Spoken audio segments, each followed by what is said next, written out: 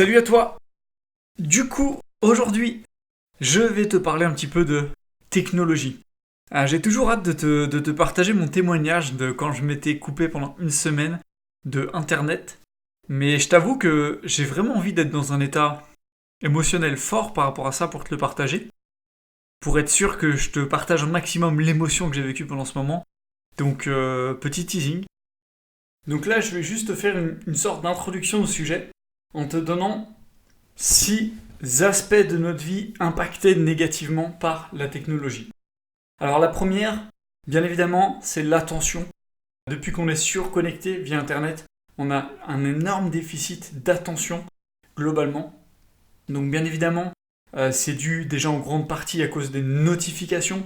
Je l'ai déjà dit, mais vraiment, si tu as des notifications qui vibrent ou qui font du son dès que tu reçois un message ou dès que tu as quelque chose d'une appli, tu t'en sors plus, ça te bousille totalement l'attention, il faut que tu désactives tout ça vraiment urgemment. Que tu ne sois plus victime et addict littéralement parce que tu crées une dépendance de par ton cerveau, parce que ton cerveau attend ces notifications dans l'espoir que ce soit quelque chose de trop cool, et à chaque fois, du coup, c'est la récompense, la notification, et tu te rends compte que c'est pas si bien que ça, et tu crées une dépendance et ta relation au bonheur baisse littéralement. Je ne vais pas dire que ça a les mêmes effets que la drogue, parce que c'est tout simplement exactement les mêmes effets que la drogue, vu que c'est une drogue. Il n'y a pas de différence entre l'addiction aux notifications, l'addiction au cannabis, l'addiction à l'alcool, etc. C'est le même processus. Et en fait, le problème, c'est que du coup, le fait que notre attention soit happée totalement en permanence, ça va augmenter le coût intellectuel, en fait, pour pouvoir être attentif sur autre chose. Vu qu'on est surstimulé, c'est de plus en plus coûteux en termes de volonté pour se concentrer sur une autre tâche. Et tout ça, ça s'explique très facilement parce que notre cerveau date encore de l'âge de pierre. Notre cerveau n'a pas eu le temps d'évoluer. On a évolué en termes de normes sociétales, mais en termes cognitifs, pas tant que ça. Et notre cerveau, du coup, a appris à observer le monde qui nous entoure finalement et à être alerte au moindre bruit parce que chaque bruit pouvait être un danger. Et du coup, on a encore cet automatisme cérébral de dès qu'il y a un son, c'est potentiellement un danger, il faut vraiment y donner notre attention.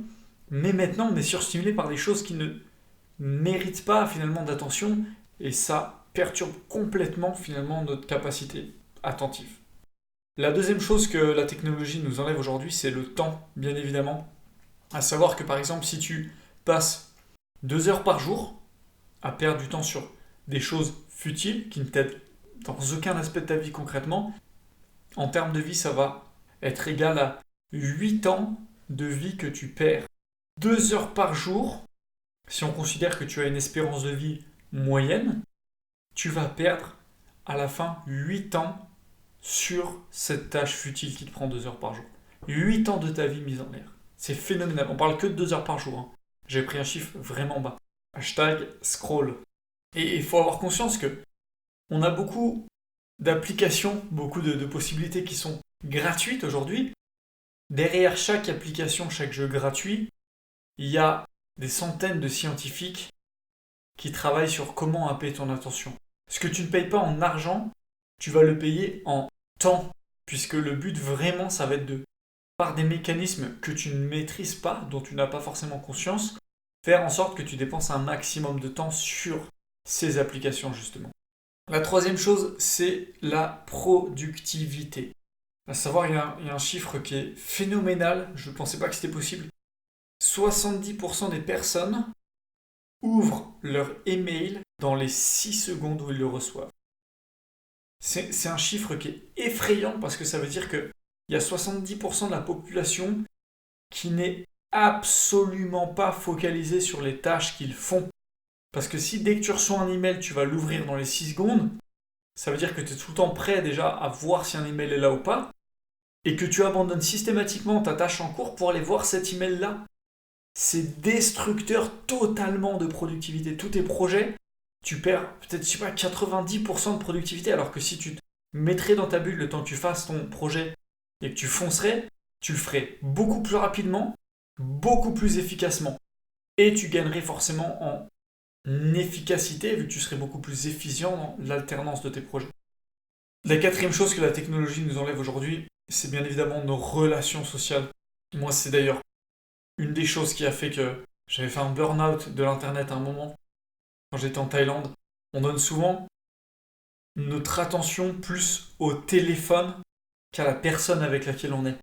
Cette situation où tu as deux personnes qui discutent, et pendant qu'il y en a un qui parle, l'autre prend son téléphone pendant cette discussion, c'est une des pires offenses qui existent, un des pires manques de respect qui existent aujourd'hui sur Terre. C'est phénoménal.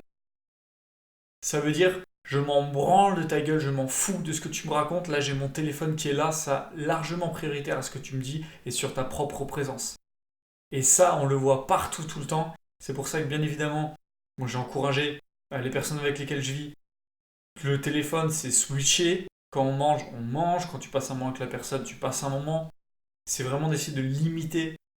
Et voilà, de toute façon, il y a plein de situations, je pense que vous voyez, où bien évidemment, on a une perte totale de connexion avec les personnes avec lesquelles on est. Donc c'est probablement une des choses les plus précieuses qu'on perd aujourd'hui en termes de bonheur, directement parlant. Et du coup, en parlant de bonheur, et la cinquième chose que la technologie nous enlève aujourd'hui, c'est bien évidemment du bonheur. Par plein de mécanismes différents. Par exemple, un mécanisme un peu plus subtil à comprendre, c'est que on a tendance à avoir une capacité de mémorisation amoindrie à cause de tous les stimuli qu'on a, des technologies, etc. La lumière bleue, notamment, de plein de choses. On a de plus en plus de mal à retenir des événements dans sa globalité, l'aspect émotionnel, etc. Et étant donné que ce sont les souvenirs qui forgent notre identité, on a forcément une perte d'identité, littéralement parlant, qui découle justement de cette addiction permanente à la technologie. Il y a un impact aussi sur notre capacité à prendre des décisions. On est de moins en moins efficient et de moins en moins logique dans nos prises de décision. Et ça, c'est directement le fait parce que justement, on est surstimulé par plein de choses, qu'il y a des pubs, il y a des applications, il y a des notifications qui essayent de nous induire dans des choses qui n'ont aucune valeur dans notre propre construction de vie, et forcément, on est altéré un peu dans ce qui est bien ou pas de faire, quelle décision est la plus cohérente ou pas à faire. Et la sixième et dernière chose, littéralement une perte, on va dire, d'énergie. Par énergie, j'entends notre engagement et notre intensité à laquelle on va vivre, à laquelle on va faire des choses. Donc par plein de choses, comme j'en ai parlé juste avant, la lumière bleue déjà, qui va littéralement happer notre énergie le soir et qui va, par un manque d'énergie, nous empêcher d'avoir un sommeil correct.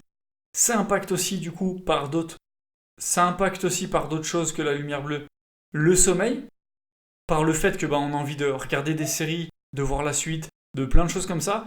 On a un taux de sommeil qui a été diminué, comme je l'ai déjà dit, de 2h30 en 150 ans. Et c'est principalement, quasiment exclusivement dû à la technologie. Donc il y a l'invention de la lumière publique, certes, mais c'est surtout d'avoir accès à l'information Internet chez nous directement. Donc voilà, je t'ai cité 6 choses qu'on perd et qu'on se fait littéralement voler par les technologies et par l'Internet aujourd'hui. Je pourrais t'en citer bien plus. C'est un sujet que je vais pas mal traiter, je pense, dans l'année. C'est déjà pour te montrer des choses que tu sais déjà d'une façon peut-être différente, avec plus de détails, ou peut-être même des choses que tu ne savais pas. Mais il est très important, même si tu fais partie des personnes qui, comme moi, ont un travail qui dépend directement de leur connexion Internet et qui ont un chiffre d'affaires et une productivité qui va dépendre du temps passé sur l'Internet et les technologies, il y a vraiment des façons, des méthodes de pouvoir optimiser ce temps-là et d'avoir du temps qui est productif et pas du temps qui est perdu. Il y a plein d'exercices, plein de choses pour ça, parce que maîtriser les technologies, ça permet d'avoir des énormes résultats, mais si tu n'apprends pas à maîtriser Internet et les technologies, c'est eux qui te maîtriseront. Et là, on peut parler directement de passer à côté littéralement de ta vie et de malheureusement ne pas être un seul jour de ta vie l'influenceur de ta propre vie justement. Ciao à toi.